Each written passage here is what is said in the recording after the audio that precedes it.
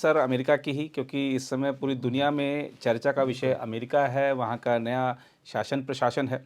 तो Donald Trump ने America की कमान संभाल ली है और आपने भी शायद वो तस्वीर देखी हो कि उन्होंने तलवार हाथ में ले रखी है। बिल्कुल। जी, तो वो अब वो तलवार भी हाथ में ले ली है। आते ही कई सारे एग्जीक्यूटिव ऑर्डर्स भी उन्होंने साइन कर दिए हैं, दिखाया भी है मीडिया को मैंने क्या साइन किए हैं। तो अब पूरी दुनिया इससे कितनी प्रभावित होने वाली, क्या असर पड़ने वाला है सर, अगर हम वैश्विक राजनीति या वैश्विक घटनाक्रमों की बात कर लें तो? देखिए, ट्रम्प तो पहली बार तो है नहीं जी, दूसरा टेन्योर उनका है। और पहले टेन्योर में ही उन्होंने काफ़ी कुछ दिखाया था। जी, और जितने मीडिया सेवी वो हैं, जी, आज तक इतना मीडिया सेवी कोई उनका राष्ट्रपति नहीं हुआ। जी, लेकिन इनके व्यूज़ भी अलग हैं, जी, बाकियों से सबसे अलग रहे हैं। अमेरिका फर्स्ट नीति लेके पहले ही से चल रहे हैं। जी, और ये भी कहा जाता है कि पहले टेन्योर में ज़्यादा था कि ये बिजनेसमैन ज़्यादा थे जी, और स्ट्रेटजिस्ट कम थे। जी, लेकिन ओवर ए पीरियड 4 सालों में दोनों चीज़ों पर आ गए हैं जी, अब। और देखिए, इन्होंने जब से इलेक्शन जीते काफ़ी अच्छी मार्जिन से जीते, जी, एक वो भी है। और तभी से इन्होंने अपनी पॉलिसी तो पहले ही बता रखी थी और इन्होंने इलेक्शन के टाइम ही बता रखा था और उसी पर ये चल रहे हैं। और पहले ही दिन देखिए, इन्होंने 200 एग्जीक्यूटिव ऑर्डर साइन कर दिए। जी, एक जगह नहीं, 3 जगहों पर किया उन्होंने, अलग अलग जगह पर ये साइन किया है। जी, और जो कि मेरे हिसाब से जो बाइडेन तो पूरे टेन्योर में मेरे ख्याल से 160-170 इतने ही कुछ जी, एग्जीक्यूटिव ऑर्डर साइन किए थे। तो उसमें 200 में से तो करीब 78-80 तो ऐसी हैं जो बाइडेन की पॉलिसीज़ इन्होंने बदली हैं जी, और अपनी चीज़ें ले आए हैं। लेकिन जो मेजर चेंजेस देखिए जो कर रहे हैं, उन्होंने ऑलरेडी अमेरिका फर्स्ट तो बोल ही दिया है। जी, अब लोग ये कह रहे हैं कि क्या अमेरिका फर्स्ट का मतलब कहीं ये तो नहीं कि वर्ल्ड लास्ट है, दुनिया भी तो है साथ में, जी, बाकी देश हैं। लेकिन वो कह चुके हैं कि जी, वो शांति का माहौल चाहते हैं, लेकिन शांति का माहौल वो अपने को मजबूत करके करना चाहते हैं। जी, तो उन्होंने हर एक चीज़ में देखिए बोल दिया है कि रक्षा क्षेत्र से लेके हर एक चीज़ में वो बढ़ाएंगे। और इनफैक्ट उन्होंने रिक्रूटमेंट्स तो अभी सारी बंद कर रखी हैं, जी, एक्सेप्ट रक्षा क्षेत्र की। जी, तो वो भी लेके वो चल रहे हैं जी, उसमें। दूसरा देखिए, इनका जो मेन चीज़ें थी जो उन्होंने किया, अगर आप दुनिया की बात करें तो जी, वर्ल्ड लेवल में, तो एक तो उन्होंने इमिग्रेशन सबसे पहले शुरू से उनका है जी, कि इमिग्रेशन, खासकर इलीगल इमिग्रेशन नहीं होने देंगे। जी, और इसलिए मेक्सिको बॉर्डर के साथ उन्होंने इमरजेंसी डिक्लेयर कर दी है। जी, तो एक वो भी है। लेकिन जो सबसे कंट्रोवर्शियल चीज़ है उसमें है कि जो उन्होंने बोला है कि सिटीजनशिप बाय बर्थ वाली जो चीज़ है जी, वो नहीं रहेगी। बिल्कुल, हालांकि ये बड़ा कंट्रोवर्शियल तो है, जी, क्योंकि देखिए और भी चीज़ें हैं, जैसे उन्होंने नौकरियों की बात की है कि अमेरिका फर्स्ट, उसमें भी। जी, हालांकि आज की तारीख में अमेरिका में मैक्सिमम तो बाहर के लोग हैं। जी, उन्होंने एक ये भी चीज़ कही है कि वो जो ये अलाउंसेस मिलते हैं काम नहीं करने के, जी, या जो उन्होंने बोला है काम जी, नहीं करने के, जी, कि जो अनएम्प्लॉयमेंट अलाउंस मिलता है, वो कहते हैं कि वो बंद करके लोगों को हम काम पर लाएंगे। जी, तो कुछ अब ऐसी चीज़ें थोड़ी कंट्रोवर्शियल हैं, क्योंकि देखिए ये जो अमेरिका फर्स्ट की पॉलिसी है हर जगह ठीक है, जी, लेकिन जहाँ तक नौकरियों और बाकियों में आती है, उसमें इनके यहाँ एक है पॉलिसी, DEI की पॉलिसी थी, जिसमें जो कहता है कि डिस्क्रिमिनेशन और इक्वलिटी और या डाइवर्सिटी इक्वलिटी और इंक्लूजन, इन 3 चीज़ों हैं। मतलब सबको पहले जो ये 1800 इनके 1965 की पॉलिसी है, आई थिंक लिंडन जॉनसन की पॉलिसी है, जिसमें था कि भाई हम कोई डिस्क्रिमिनेशन नहीं करेंगे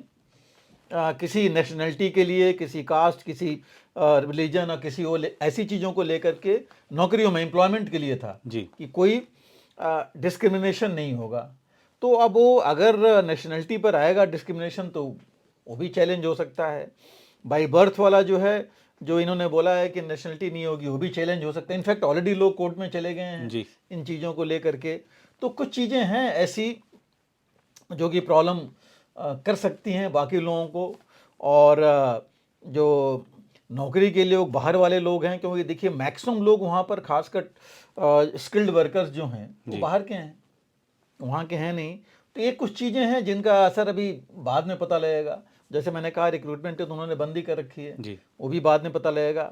रिक्रूटमेंट क्यों, उन्होंने अपने डिपार्टमेंट के लोगों को कुछ डिपार्टमेंट से बता रखा है कि इनको जो है अभी काम पर नहीं आएंगे, जी घर पर उनको हम रहेंगे, पे देंगे, और उन्होंने बोला कि पूरा ओवरऑल करने के लिए। जी तो ऐसे भी कुछ चीज़ें लेके चल रही हैं।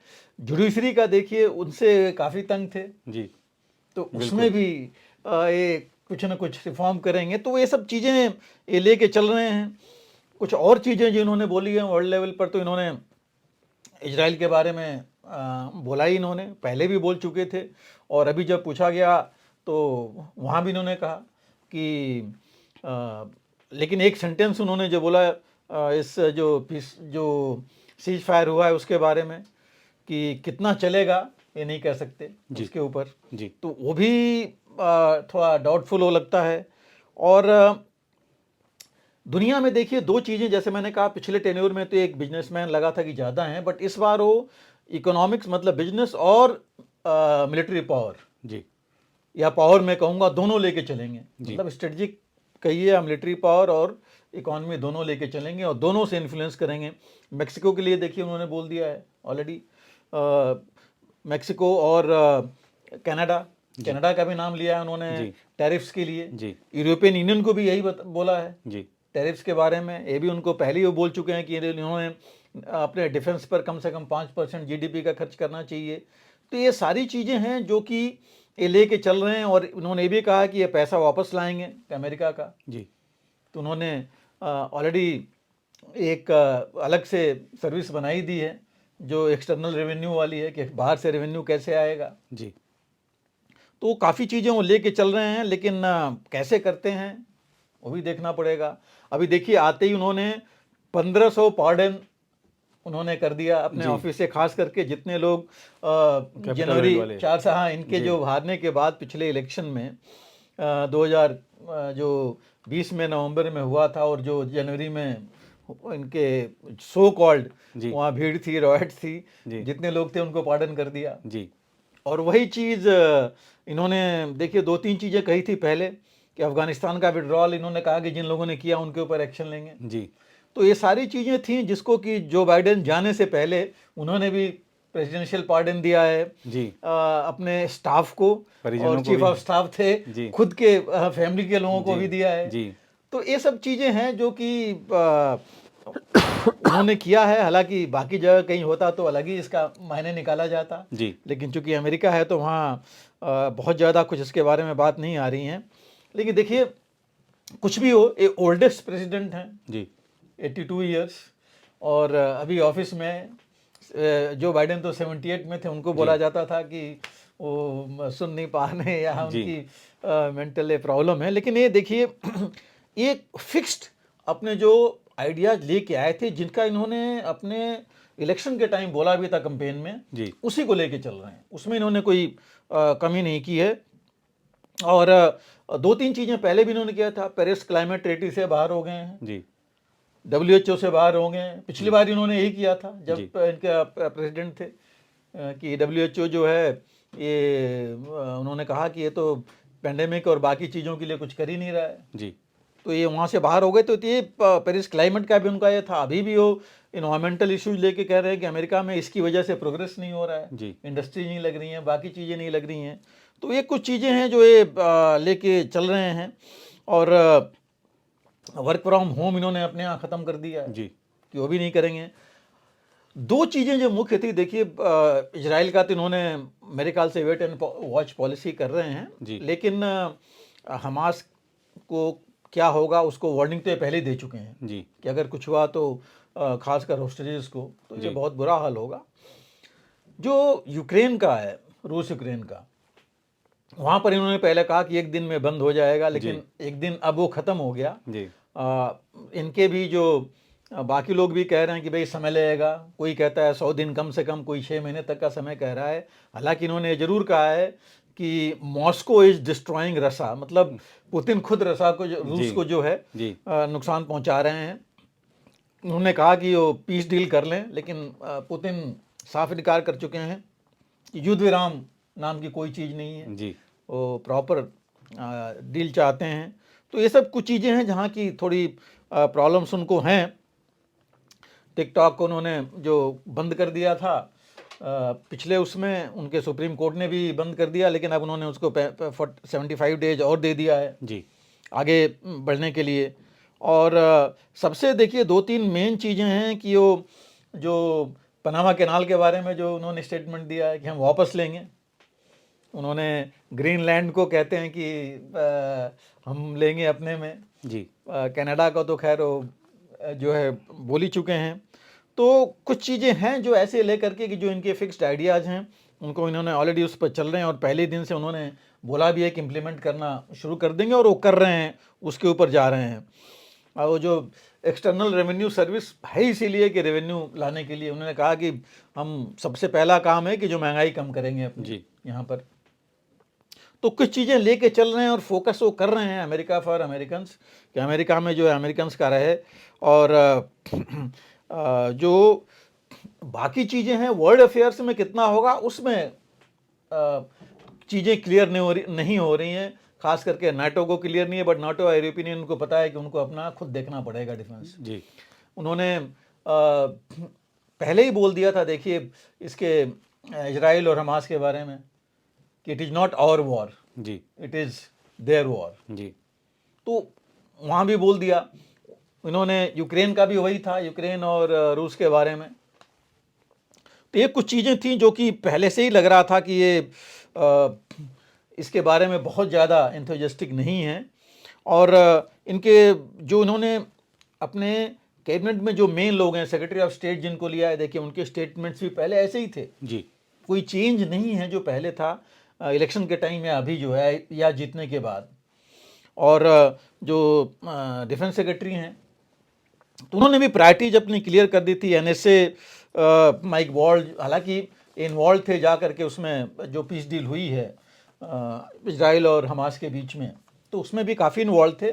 लेकिन अभी उन्होंने बहुत क्लियर नहीं किया कि आगे इन जो वर्ल्ड की ये सब चीज़ें हैं इनके ऊपर क्या करेंगे। चीन के बारे में उन्होंने ऑलरेडी, टैरिफ के बारे में तो ऑलरेडी बता दिया है जी लेकिन इस पर आगे कैसे जाएंगे, क्या राइवलरी जो चीन और इनके बीच की आपस की थी वो आगे बढ़ती रहेगी जी या कहीं ये रोक लगाएं। हालांकि ये मिलने की भी बात कर चुके हैं, पुतिन से भी मिलने की बात कर चुके हैं, और शी जिनपिंग को तो इनवाइट इन्होंने किया ही था। जी और इसके साथ ही देखिए इन्होंने जो आज की डेट में अमेरिका की जो मीडिया है वो भी डिवाइडेड है। जी कुछ लोग इनके साथ हैं, कुछ लोग लेके चल रहे हैं कि भगवान ही बचाएगा, वही वाली बात चल रही है कि कैसे होगा। तो वहाँ भी यही है। और जहाँ तक लोग तो अभी कहना शुरू कर दिए हैं कि क्या ये बिलियनियर्स जो हैं, जो अरबपति हैं, उनके गूगल के या इसके अमेजॉन के या एलन मस्क हैं टेस्ला के, क्या ये लोग चलाएंगे पूरा? जी देख करके तो अब अभी लोग यही समझ रहे हैं कि इसी तरह होगा। जी तो ये सब कुछ चीज़ें नेगेटिव कुछ आ रही हैं लोगों को। जहाँ तक दुनिया की बात है, देखिए सबको पता है उनकी आइडियाज़, चाहे आप हम नाटो की बात कर रहे थे, यूरोप, रूस यूक्रेन लीजिए, चीन का लीजिए, मिडिल ईस्ट का लीजिए, भारत का लीजिए, तो उनकी आइडियाज़ उन्होंने पहले ही क्लियर कर रखे हैं इसके बारे में। पनामा कैनाल, ग्रीनलैंड, इन सब चीज़ों में वो अपने इंटरेस्ट लेके चलेंगे, इसमें कोई मतलब बड़ा साफ है। हाँ, क्यूबा का तो पहले ही उन्होंने वो कर रखा है। क्यूबा को देखिए उन्होंने जो ब्लैक लिस्ट थी इनकी, टेरर स्पॉन्सरिंग स्टेट से निकाल दिया जी क्योंकि उन्होंने डील की है अमेरिकन प्रिजनर्स को वहाँ से लाने के लिए। जी तो जैसे मैंने कहा कि इंटरेस्ट हो अमेरिका का लेके चलेंगे जी और बाकी चीज़ें शायद वो नंबर 2 पर रखेंगे, उधर नहीं देखेंगे। अब क्वेश्चन 2-3 और आते हैं कि बाहर क्या होगा, नॉर्थ कोरिया में क्या होगा। नॉर्थ कोरिया में देखिए यही अकेले प्रेसिडेंट थे जी अपने प्रेसिडेंसी में कि 2 बार जा करके मिले थे नॉर्थ कोरिया किम जोंग से, जी लेकिन कोई खास बात आगे नहीं बढ़ पाई थी। जी तो क्या अभी फिर बढ़ाएंगे वहाँ, जी उसमें एक्शन लेंगे कि नहीं लेंगे? क्योंकि इन्होंने पहले अपने टेन्योर में बोला था कि साउथ कोरिया का सब कुछ डिफेंस से देख रहे हैं, जी इतने अमेरिकन ट्रुप्स हैं 22,000 के आसपास जी होंगे।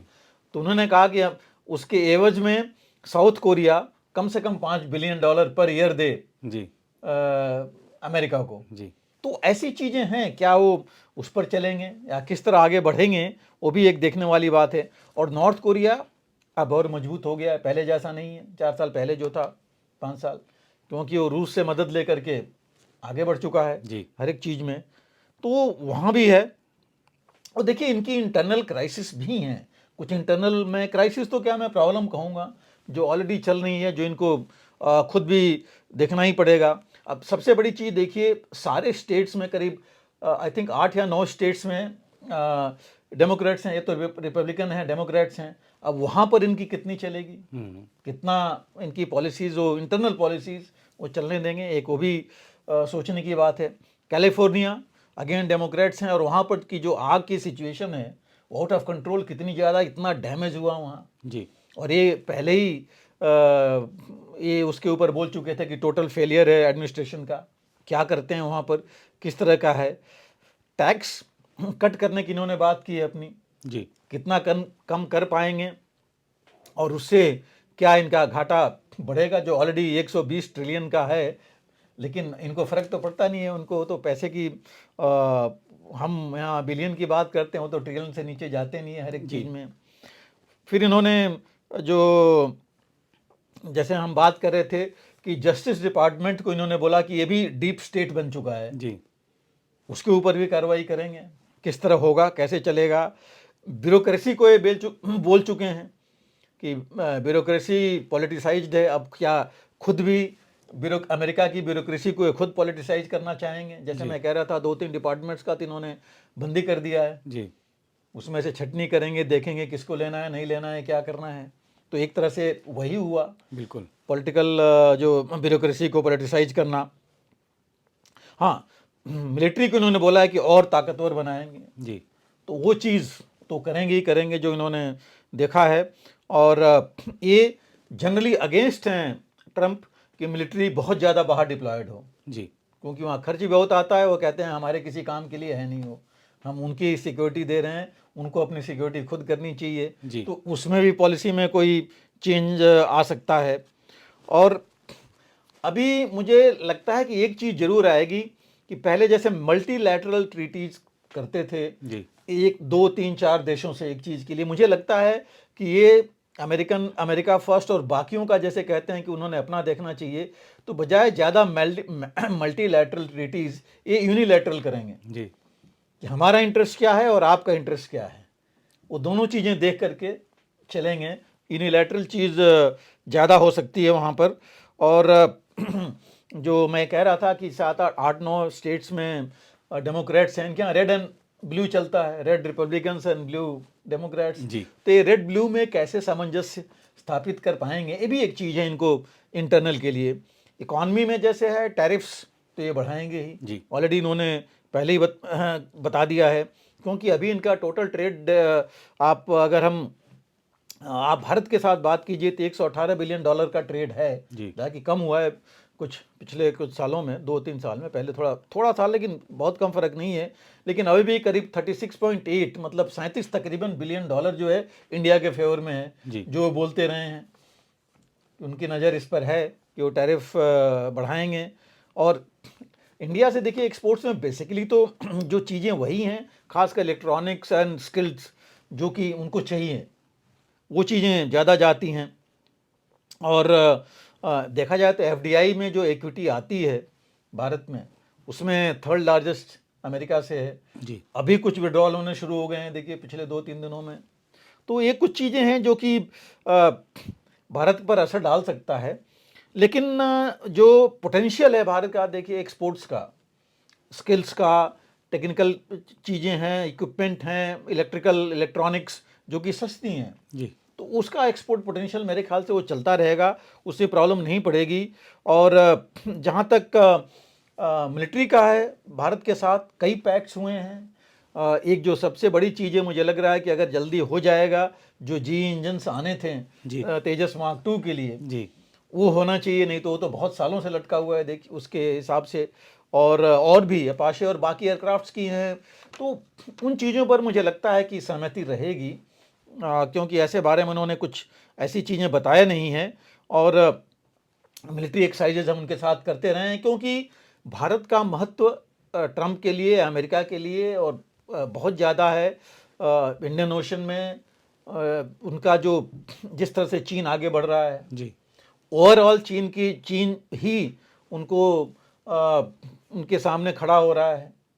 तो उसको अगर वो चाहेंगे कि चीन के ऊपर थोड़ा अंकुश लगे तो भारत ही है जो ऐसा कर सकता है। और इसके लिए मुझे लगता नहीं कि बहुत ज़्यादा वो भारत के ऊपर प्रेशर डालेंगे इकोनॉमी और मिलिट्री के हिसाब से। तो वो मेरे ख्याल से आगे चलता रहेगा, क्योंकि क्वाड में ज़रूरत है, इंडो पैसिफिक में भारत की ज़रूरत है, इंडियन ओशन तो है ही जी, तो इन चीज़ों में मुझे लग रहा है कि इंक्लूडिंग रीजनल पॉलिटिक्स में, देखिए रीजनल पॉलिटिक्स या आप ग्लोबल साउथ में कहिए तो भारत की ज़रूरत उनको पड़ेगी। जी, तो भारत को तो लग रहा है कि वो लेके चलेंगे साथ में, बहुत ज़्यादा प्रेशर नहीं पड़ेगा। लेकिन फिर भी जहाँ तक अमेरिका फर्स्ट वाली अगर बात करेंगे तो कहीं ना कहीं वो चाहेंगे कि भारत से, और क्योंकि वो पहले कह चुके हैं कि भारत बहुत टफ नेगोशिएटर है, जी, तो ऐसी इन चीज़ों को लेकर के वो चलेंगे। और जहाँ तक